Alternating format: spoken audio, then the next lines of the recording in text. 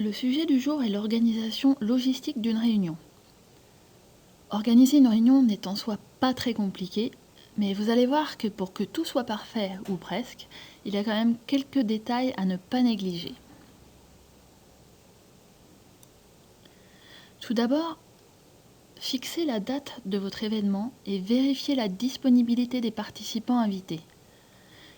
Il faut les inviter formellement et non pas par un simple email, donc via une invitation Outlook à laquelle ils devront répondre.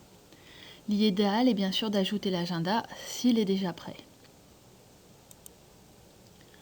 Formalisez la liste des invités dans un tableau que vous tiendrez à jour au fur et à mesure des réponses de chacun. Si besoin, ajoutez une colonne commentaire pour les demandes spécifiques que pourraient avoir certains participants. Je pense par exemple aux personnes à mobilité réduite ou à ceux qui ont un régime alimentaire particulier. Réservez dès que possible la salle de réunion adaptée au nombre de participants. Surtout s'il s'agit d'une réunion importante et que vous ne connaissez pas la société avec laquelle vous allez travailler, allez visiter le lieu de la réunion, visitez les chambres, discutez avec le personnel de l'établissement. Assurez-vous du matériel inclus dans la salle.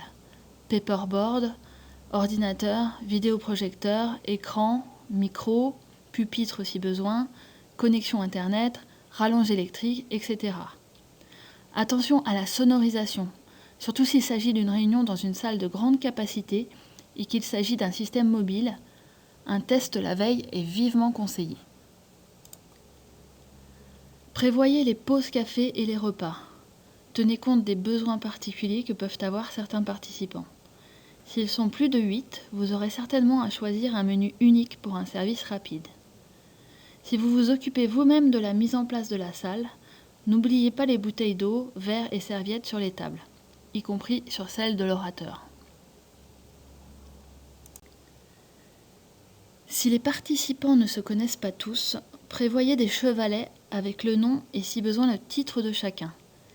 Si la réunion nécessite un plan de table, vous les disposerez à l'avance, sinon vous les laisserez à l'entrée de la salle pour que chacun récupère son chevalet à son arrivée.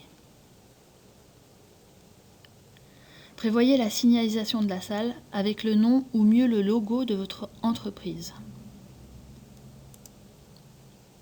Choisissez la disposition des tables, en U, salle de classe, table ronde, selon le besoin de votre réunion.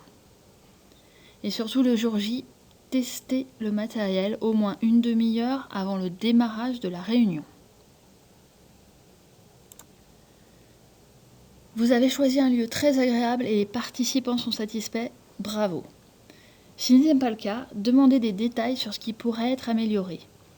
Parfois, certains points négatifs ne seront pas de votre fait, mais il est toujours intéressant de les identifier pour bien penser à prévenir le prestataire d'y prêter attention pour les prochaines réunions. Le but étant bien sûr de s'améliorer. Restez vigilants, bon courage.